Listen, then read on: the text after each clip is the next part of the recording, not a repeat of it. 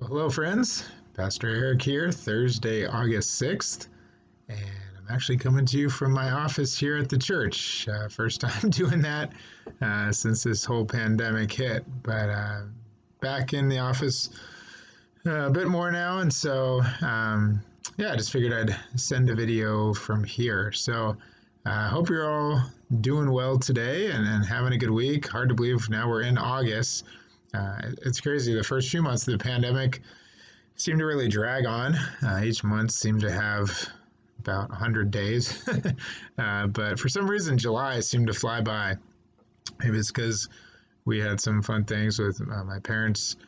Were here for a short visit at the beginning, then Marissa had her birthday and things like that. But for some reason, July did not drag. Maybe it's just because getting a little used to this whole pandemic routine. I'm not sure. But and then obviously at the end of the month, we had services starting back up here. But it's crazy. It's already August. We're already in the final month of summer and looking ahead to the fall and all that'll bring with church and schools and all those kinds of things. So crazy times. And I hope you're doing well, staying safe and sane and healthy amidst this unique season in which we continue to find ourselves.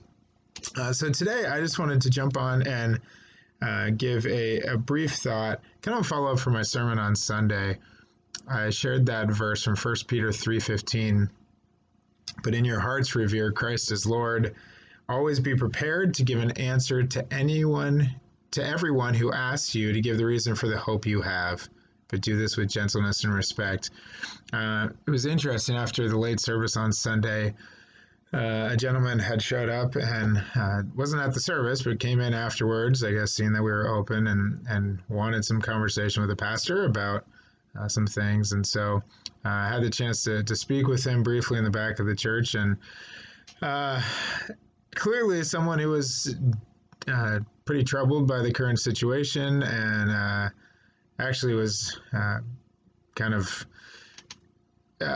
drawn towards a lot of conspiracy theories and all regarding this pandemic, which I wasn't drinking the same Kool-Aid that he was, but nevertheless, he was a person, a human in need of some hope. And it just struck me, this in no way is meant to kind of toot my own horn. That's my role as a pastor, obviously, is to be available should people want to talk. And but it just struck me that I had just preached that sermon about always being prepared to give a reason for the hope that I have for any who ask.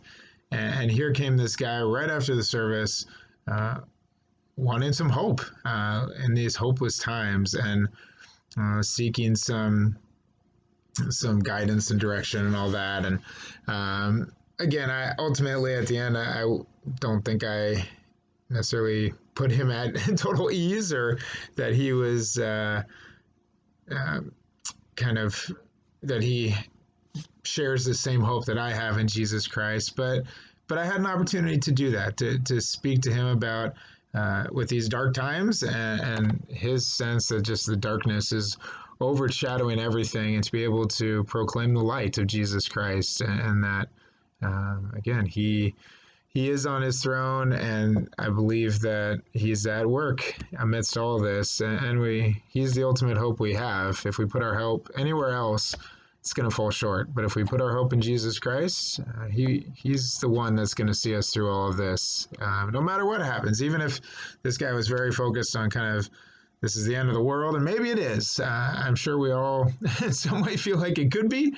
But at the same time, again, I think so many people focus on that, and that's been happening throughout history, where times get crazy, darkness seems ever increasing, and people think, well, this is the end, Jesus is coming. Again, Paul and the apostles thought Jesus was coming back in their lifetime. Luther thought he was coming in his lifetime.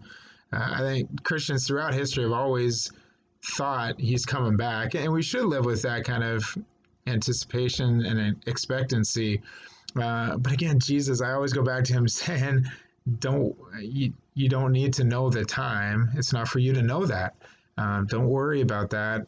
Don't worry about tomorrow. Focus on today. And And that just always strikes me. That's what I try to convey to this guy, that, yeah, there's a lot of craziness going on and it could be the end times, but it also might not be. And uh, what we're called to do is to live for today and to share his love and shine his light today. So all I wanted to do with that sharing about that thing on Sunday, one was to say it gave me an opportunity to practice what I was preaching, to put that into play in a very tangible way, which I was grateful for. It challenged me a bit, especially since, like I say, um, what this guy was sharing, I don't agree with, but at the same time, here was a person who was in need of hope. And so I was grateful for the opportunity that God, I think, kind of placed that on my plate to be able to give that answer for the hope that I have.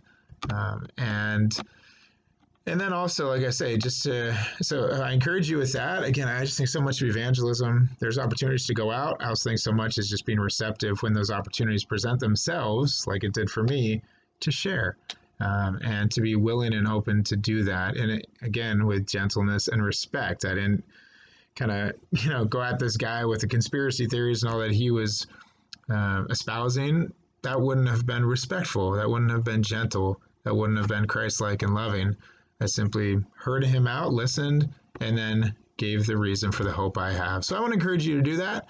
Again, don't be looking to correct someone or fix them or just counter with your opinion and win an argument.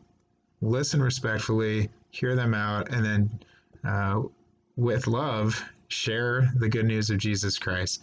I think we'll all have those opportunities. And again, live for today. We don't know what tomorrow is going to bring.